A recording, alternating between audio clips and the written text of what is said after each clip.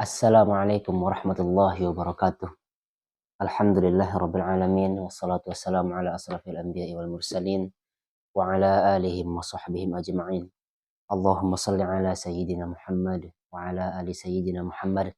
Alhamdulillah, pada kesempatan ini kita bersyukur kepada Allah Subhanahu wa taala yang masih memberikan kita limpahan karunia sehingga kita dapat melanjutkan pembahasan kita pada kitab Bulughul Maram, di mana pada malam ini insyaallah kita akan membahas tentang babul wudu'i, yaitu bab tentang wudu. Dalam kitab ini diawali dengan hadis ke-36, yaitu dari Abu Hurairah radhiyallahu anhu dari Rasulullah sallallahu alaihi wasallam bahwa beliau bersabda, seandainya bukan karena akan menyusahkan umatku, maka niscaya aku perintahkan mereka agar bersiwak setiap kali berwudu. Pembahasan tentang wudu diawali dengan hadis tentang bersiwak. Kata Rasulullah sallallahu alaihi wasallam, seandainya tidak memberatkan umat beliau, maka beliau akan memerintahkan umatnya, memerintahkan kita untuk bersiwak setiap kali kita melaksanakan wudu. Kita langsung saja kepada hadis ke-37 dari Humran Maulana Utsman bin Affan radhiyallahu anhu, bahwa Utsman meminta air wudu, lantas dia mencuci kedua telapak tangannya, lalu berkumur-kumur memasukkan air ke hidung, istinsyak, dan kembali mengeluarkannya, istinthar maksudnya, kemudian membasuh wajahnya 3 kali, lalu mencuci tangan kanan hingga siku 3 kali. Lalu demikian juga dengan tangan kiri, dicuci sebanyak 3 kali. Kemudian membasuh kepala, lalu dia mencuci kaki kanan hingga mata kaki. Demikian juga kaki kiri. Lalu Utsman bin Affan mengatakan, aku melihat Rasulullah sallallahu alaihi wasallam berwudu seperti wuduku ini. Artinya Utsman bin Affan mempraktekkan kepada para sahabat bagaimana tata cara wudunya Rasulullah sallallahu alaihi wasallam. Lalu kemudian Utsman bin Affan mengatakan, iya beginilah wudunya Rasulullah seperti kalian melihatku berwudu. Kurang lebih seperti itu ya. Lalu kemudian kita membahas tentang mengusap kepala. Hadis tentang mengusap kepala.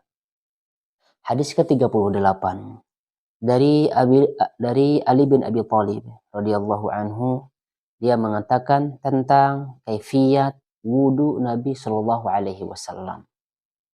Dan Rasulullah sallallahu alaihi wasallam membasuh kepalanya dengan sekali basuhan. Sekali lagi ya, Rasulullah sallallahu alaihi wasallam membasuh kepala beliau dengan sekali basuhan. Ini diriwayatkan oleh Imam At-Tirmizi dan An-Nasa'i dengan sanad yang sahih. Bahkan At-Tirmizi berkata, hadis ini adalah hadis yang paling sahih dalam kitab ini. Artinya dalam kitab wudu ya. Lalu kemudian bagaimana kaifiyat atau tata cara mengusap kepala? Tata cara mengusap kepala. Hadis ke-39. Langsung saja pada artinya. Dari Abdullah bin Zaid bin Asim radhiyallahu anhuma, dia bertutur tentang kaifiyat atau tata cara wudu Rasulullah sallallahu alaihi wasallam.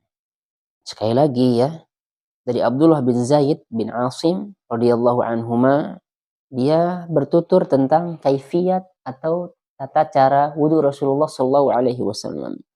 Dan beliau sallallahu alaihi wasallam mengusap kepalanya dengan kedua tangan dari depan ke belakang, lalu kembali lagi ke depan. Insya Allah akan saya praktekkan setelah membaca semua hadis-hadis tentang wudhu, ya insya Allah. Untuk sekarang saya bacakan dulu semua hadis-hadisnya, lalu kemudian nanti saya akan praktekkan bagaimana tata cara Rasulullah SAW berwudhu sesuai dengan hadis sahih ini. Hadis ke-41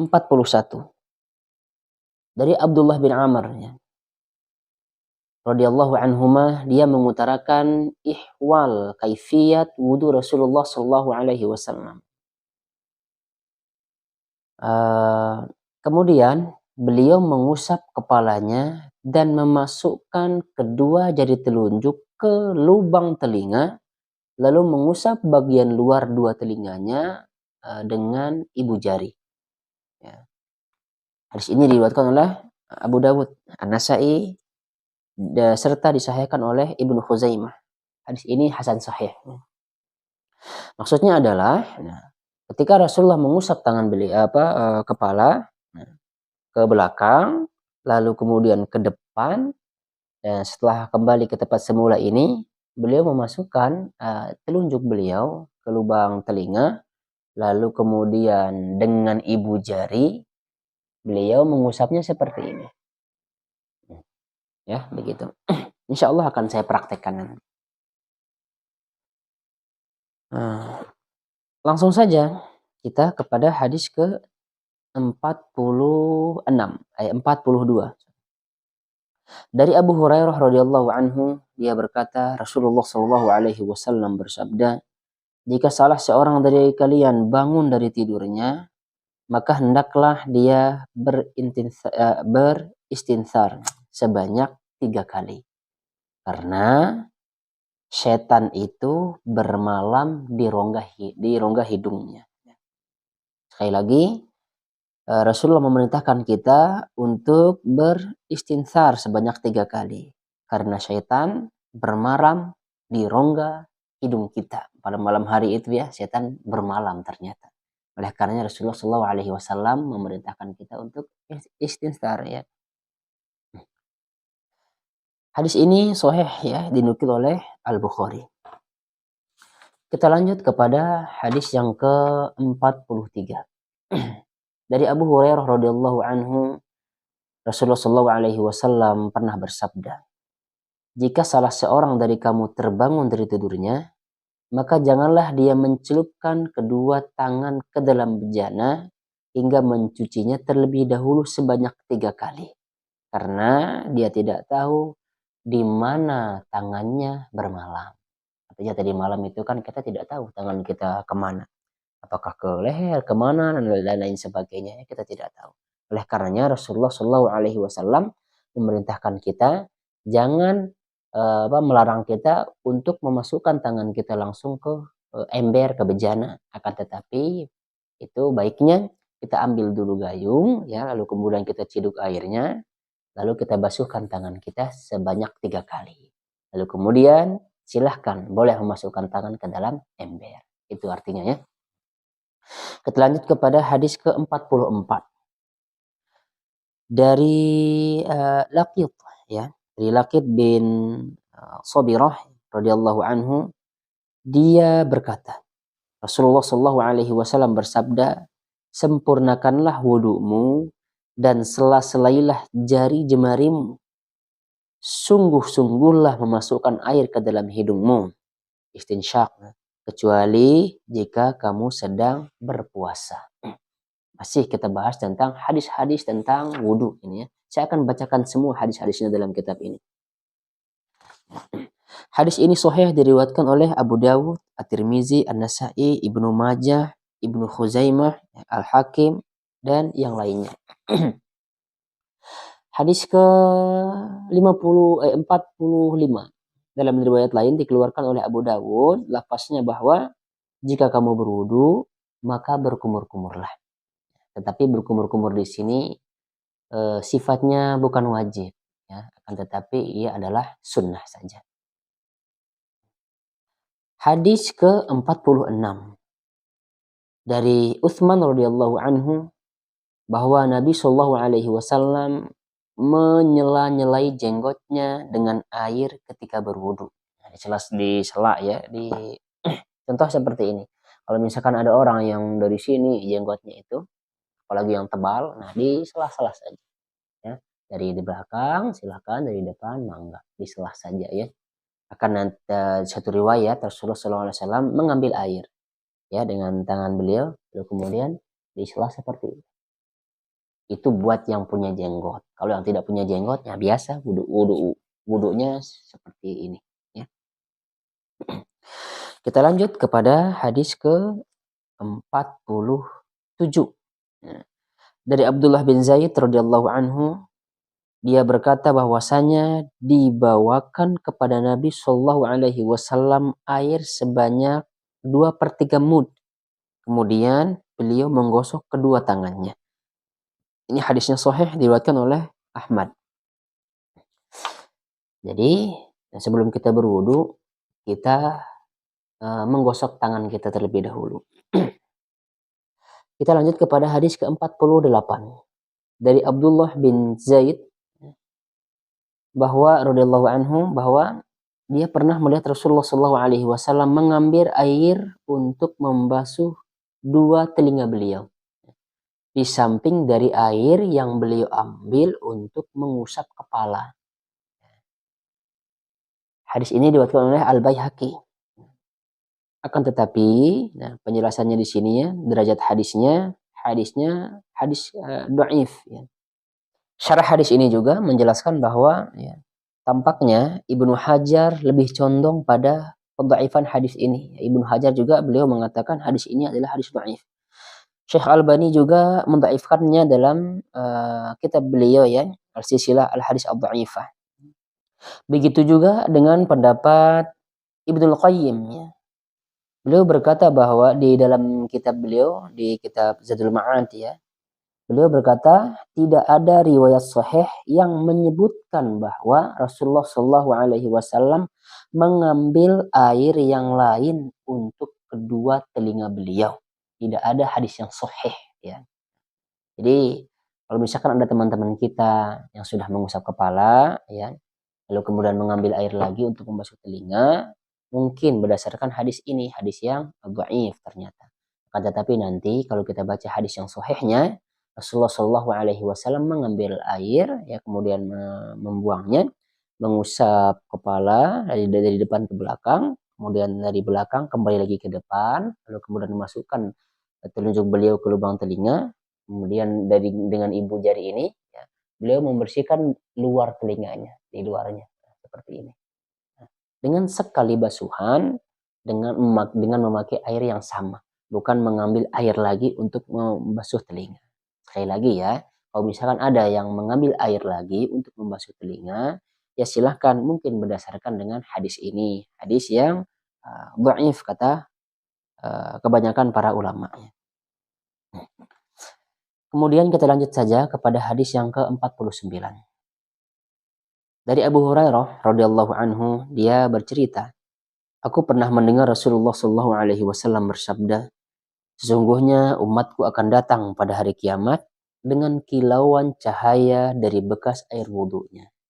Jadi, siapa saja yang sanggup memanjangkan cahayanya, maka lakukanlah.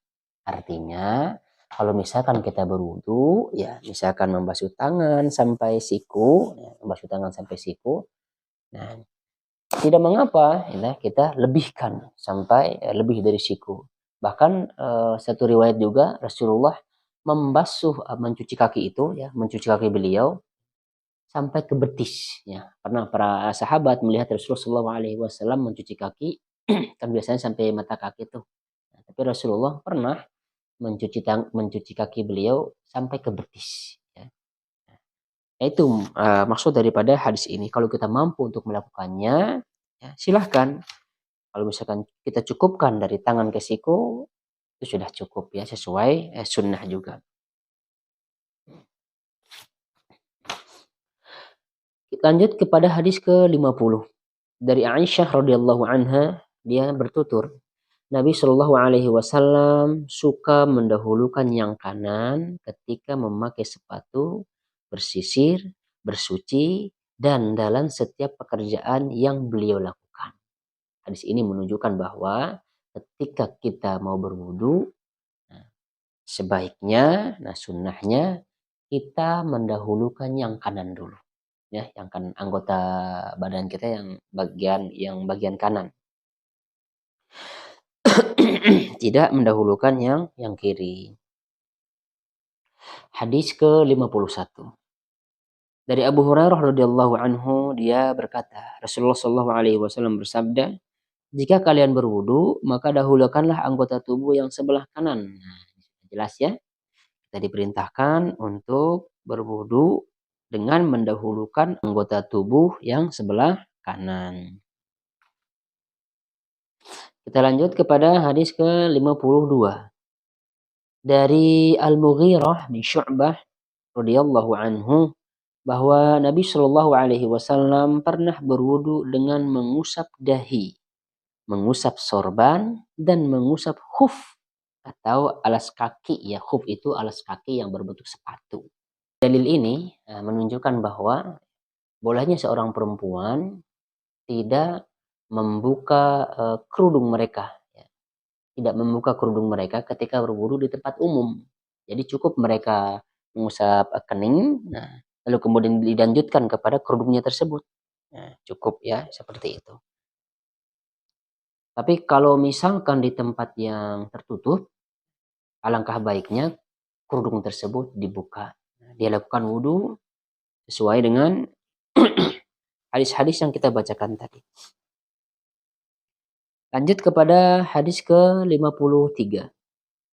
Dari Jabir bin Abdullah radhiyallahu anhuma, tentang kaifiyat atau sifat haji Nabi sallallahu alaihi wasallam. Beliau sallallahu alaihi wasallam bersabda, "Mulailah dari apa yang Allah telah memulai darinya." Nah, berdasarkan hadis ini, ya, wudu pada asalnya dilakukan berurutan menurut tertibnya. Walaupun begitu, tidak ada dalil yang menunjukkan rusaknya wudu apabila dilakukan dengan tidak tertib. Tapi alangkah baiknya kita lakukan dengan tertib. Baik ya, kalau misalkan kita baca syarah hadis ini, ya, di sini disebutkan wudu pada asalnya dilakukan berurutan, ya, menurut tertibnya. Walau begitu, ya, tidak ada dalil yang menunjukkan rusaknya wudu apabila dilakukan dengan tidak tertib.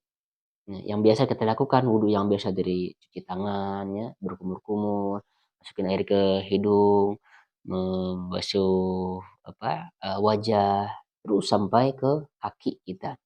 Tidak ada dalil ya yang menunjukkan bahwa rusaknya wudu seseorang apabila dilakukan dengan tidak tertib.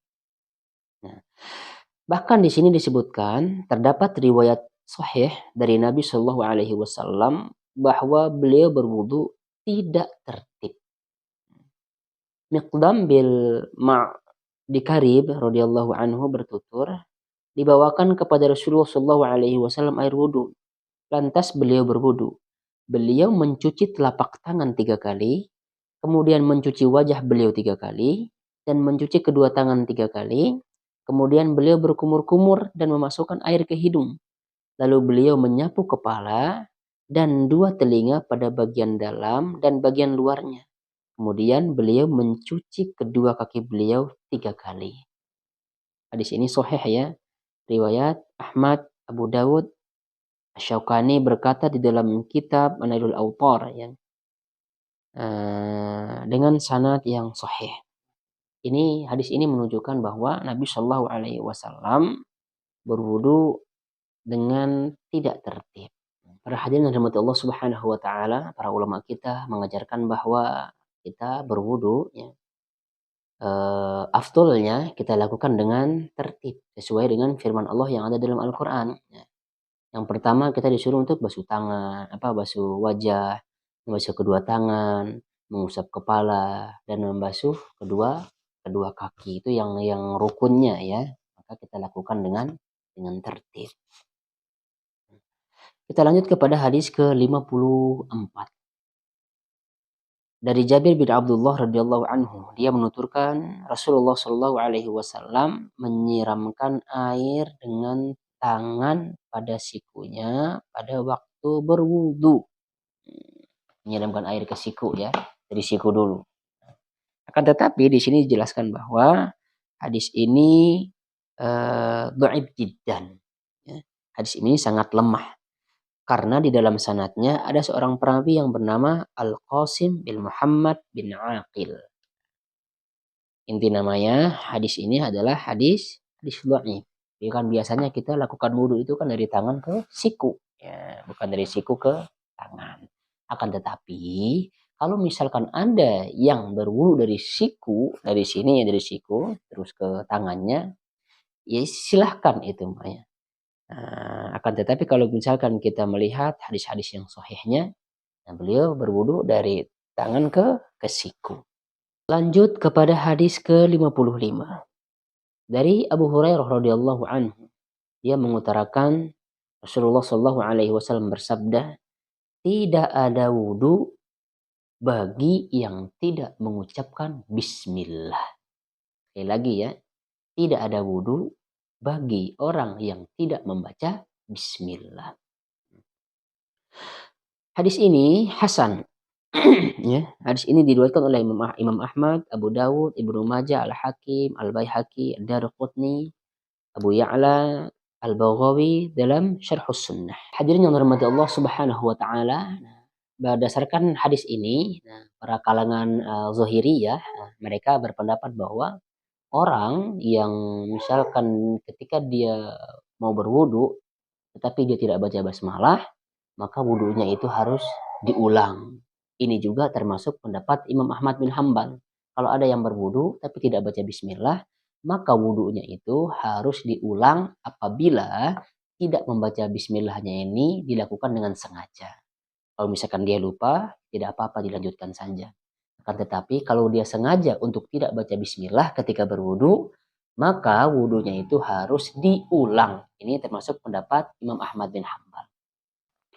Kita lanjut kepada hadis yang ke 57 ya. Dari Tolhah ya, bin Musarrif, dari ayahnya, dari kakeknya, dia mengutarakan, aku melihat Rasulullah Shallallahu Alaihi Wasallam memisahkan antara air untuk berkumur-kumur dengan air yang dimasukkan ke hidung. Nah, sekali lagi ya, dia melihat Rasulullah Shallallahu Alaihi Wasallam memisahkan antara air wudhu untuk berkumur-kumur dengan air yang dimasukkan ke hidung. Akan tetapi hadis ini adalah hadis dhaif ya. Dalam sanadnya ada Laits bin Abi Sulaim. Di kitab ini syarah ini dijelaskan bahwa hadis ini adalah hadis dhaif. Kita coba kepada hadis ke-58. Kita ulang ya. Berarti ketika misalkan kita berkumur-kumur nih, misalnya kumur-kumur lalu kita buang 3 kali, lalu kemudian kita ngambil air lagi untuk dimasukkan ke hidung 3 kali, ternyata ini hadisnya hadis dhaif. Yang sahihnya adalah orang berkumur-kumur itu ngambil air wudu, ngambil air ya, lalu kemudian berkumur-kumur berbarengan dengan menghirup air ke hidung. Ke-58. Dari Ari radhiyallahu anhu tentang kaifiyat atau tata cara wudu Rasulullah sallallahu alaihi wasallam. Kemudian beliau sallallahu alaihi wasallam berkumur-kumur dan mengeluarkan air dari hidung sebanyak 3 kali. Beliau pun berkumur-kumur dan memasukkan air hidung dari telapak tangannya yang digunakan untuk menciduk air. Nah, ini hadisnya ya. Hadis ini sahih ya. Kita lanjut kepada hadis ke-59 dari Abdullah bin Zaid radhiyallahu anhu tentang sifat wudu Nabi sallallahu alaihi wasallam. Kemudian Rasulullah sallallahu alaihi wasallam menciduk air dengan tangannya, lalu beliau berkumur-kumur dan memasukkan air ke hidung dengan satu telapak tangan. Nah, ini hadis ini menguatkan ya. Beliau melakukannya semua itu sebanyak 3 kali. Hadis ini hadis sahih. Berarti ketika kita kumur-kumur ya, itu bersamaan ya airnya dengan kita hirup ke hidung. Kita hirup ya dengan hidung kita kumur-kumur, ambil air misalkannya seperti ini. Nah, ini insya Allah saya akan praktekkan nanti. Jadi sebenarnya kalau kumur-kumur itu air yang dipakai untuk berkumur-kumur pun juga dipakai untuk menghirup air tersebut ya dengan hidung kita, istinsyak lah istilahnya ya. Nah, dengan air yang sama, bukan mengambil air yang lain. Ketika misalkan kita kumur-kumur, kita buang airnya, kemudian kita sudah kumur-kumur 3 kali, lalu kemudian kita ngambil air lagi untuk dimasukkan ke hidung 3 kali. Nah, itu hadisnya hadis yang lemah. Hadis yang sahihnya mah ambil air, kemudian kita kumur-kumur sekaligus ya air tersebut kita gunakan untuk istinsyak. Inilah ya hadis ini ya dengan hadis sebelumnya ya, yaitu hadis ke-58 dan 59 ini menunjukkan bahwa Rasulullah Shallallahu Alaihi Wasallam menggabungkan antara berkumur-kumur dengan memasukkan air ke hidung. Nah, digabungkan ya, tidak terpisah. Sementara hadis riwayat Tolhah bin Musarrif hadis ke-57 memisahkan antara keduanya. Akan tetapi hadis yang terakhir dinilai dhaif disebabkan identitas Musarrif yang majhul. Nah, jadi kesimpulannya adalah kita berkumur-kumur ya, ngambil air dengan terpisah itu adalah hadisnya dhaif. Contohnya ya, orang berkumur-kumur 3 kali ya, lalu kemudian dia ngambil air lagi untuk dihirup dengan hidungnya, istinsyak itu. Nah, ini ternyata hadisnya dhaif. Yang sahihnya mah dia di sini disebutkan bahwa menggabungkan antara berkumur-kumur dengan memasukkan air ke hidung secara bersamaan. Mudah-mudahan ini dapat dimengerti. Kita lanjutkan kepada hadis yang ke-60. Dari Anas bin Malik, dia berkata Rasulullah Shallallahu Alaihi Wasallam melihat seorang laki-laki yang pada kakinya terdapat bagian sebesar kuku. Ya. Bagian sebesar kuku itu ternyata belum terkena air, belum terbasuh dengan air. Maka kemudian beliau Shallallahu Alaihi Wasallam berseru, kembalilah dan sempurnakanlah wudhumu. Jadi untuk saudara-saudaraku ya harus berhati-hati ya terutama di tumit kita itu kan ada apa namanya apa ya namanya ada kerut-kerutan ya, ada kerutan di tumit kita itu.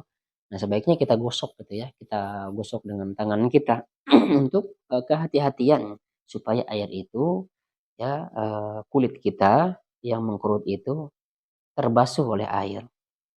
Hadis ini hadis sahih. Hadis ke-61 dari Anas radhiyallahu anhu juga dia bercerita Rasulullah Shallallahu alaihi wasallam pernah berwudu dengan 1 mud air dan mandi dengan 1 sok hingga 5 mud air. Ini mungkin ya memberikan contoh Rasulullah memberikan contoh kepada kita untuk tidak membuang-buang air. Kadang kita ini kalau wudhu sih enaknya saja ya. Air keran kita putar sampai maksimal lalu kemudian kita berwudhu. Hadis ini menunjukkan bahwa walaupun kita berwudhu, walaupun air banyak, tidak seharusnya kita menggunakan air keran full gitu ya. Jangan. Jadi setengahnya saja. Nah, intinya mah jangan mubazir lah, jangan mubazir air. Kita lanjut kepada hadis yang terakhir, hadis ke-62. Dari Umar radhiyallahu anhu, dia menuturkan Rasulullah sallallahu alaihi wasallam bersabda, tidak seorang pun dari kalian berwudu dan menyempurnakan lantas membaca Asyhadu an la ilaha illallah wahdahu la syarikalah wa asyhadu anna Muhammadan abduhu wa rasuluh. Ya, melainkan akan dibuka untuknya pintu surga yang 8 tersebut, lalu kemudian dia boleh memilih dari pintu mana yang ingin dia masuki. Ya. Ini diriwayatkan oleh Imam Muslim dan At-Tirmizi. At-Tirmizi menambahkan bahwa Allahumma ja'alni minat tawwabin wa ja'alni minal mutatahhirin. Jadi kalau misalkan digabung hadis ini, setelah kita selesai berwudu dan menyempurnakan wudu kita baca doa, asyhadu an la ilaha illallah wahdahu la syarikalah wa asyhadu anna Muhammadan abduhu wa rasuluh. Allahumma ja'alni minat tawwabin wa ja'alni minal mutatahhirin. Ketika kita membaca doa ini, kata Rasulullah, Allah akan membukakan 8 pintu surga tersebut. Lalu kemudian si hamba ini boleh memilih dari pintu mana yang ingin dia masuk. Nah, Masya Allah luar biasa ya. Dengan berwudu saja, kita sempurnakan wudu kita, lalu kemudian kita baca doa ini, maka Allah akan membuka pintu surganya yang 8 itu, dan si hamba boleh terserah dia mau masuk dari pintu yang mana. Masya Allah rahmatnya Allah, pemurahnya Allah kepada hambanya. Hanya berwudu saja, kemudian membaca doa tersebut, kita akan mendapatkan surga insya Allah ya. Mudah-mudahan kita bisa terapkan ya. Ketika kita telah menyempurnakan wudu, jangan tinggalkan doa ini. Nah, mudah-mudahan kita termasuk ahli surga. Amin ya Allah ya Rabbal Alamin. Lalu kemudian sekarang saya akan coba mempraktekkan, terutama mempraktekkan bagaimana mengusap mengusap kepala. Ya, mengusap kepala. Disebutkan dalam hadis yang sahih tadi, kita mengambil air, kemudian air itu kita tuangkan lagi, kita gunakan air yang sisa dari tangan kita ini. Hadis yang sahih tadi menyebutkan bahwa kita dari depan, yang mengusap dari depan, kemudian ke belakang, ya. Setelah ke belakang, kita kembalikan lagi ke depan, lalu kemudian kita masukkan dua telunjuk kita ini ke lubang telinga, kita bersihkan. Lalu kemudian ibu jari membersihkan telinga yang bagian luar. Seperti ini. Nah, ini. Kalau cepatnya mah, ambil air, tuangkan lagi seperti ini. Nah, mengusapnya sekali saja berbarengan dengan membersihkan telinga ini. Ingat tadi ya, telunjuk dimasukkan ke lubang telinga, lalu kemudian bagian luarnya ini dibersihkan oleh ibu jari kita. Sekali lagi saya praktekkan ya. Ambil air wudhu, kemudian kita tuangkan air tersebut. Kita usap dari depan ke belakang, ke depan lagi, lalu kemudian selesai satu kali. Itulah hadis sahihnya. Akan tetapi kalau misalkan ada saudara-saudara kita ya yang berwudu misalkan seperti ini diusap sebagian saja, mereka mengambil pendapat Imam Syafi'i. Nah, Imam Syafi'i menafsirkan dalam Al-Quran yang mengatakan ya bunyi potongan ayat tersebut biru'usikum. Famsahu biru'usikum. Jadi ayat tersebut di sana kata beliau adalah sebagian, artinya sebagian. Maka beliau berpendapat bahwa boleh mengusap sebagian kepala, ya sebagian kepala.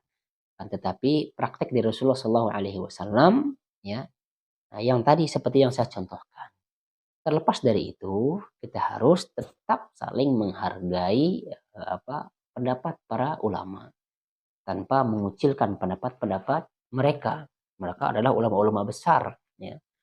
Tetapi ya, kalau misalkan ada hadis sahih dan prakteknya dari Rasulullah SAW, alangkah baiknya kita mempraktekkan sesuai dengan apa yang dicontohkan Rasulullah SAW kepada kita. Nah, mudah-mudahan ini ada manfaatnya. Kita baca doa kifatul majlis. Subhanakallahumma wa bihamdika asyhadu an la ilaha illa anta astaghfiruka wa atubu ilaik. Assalamualaikum warahmatullahi wabarakatuh.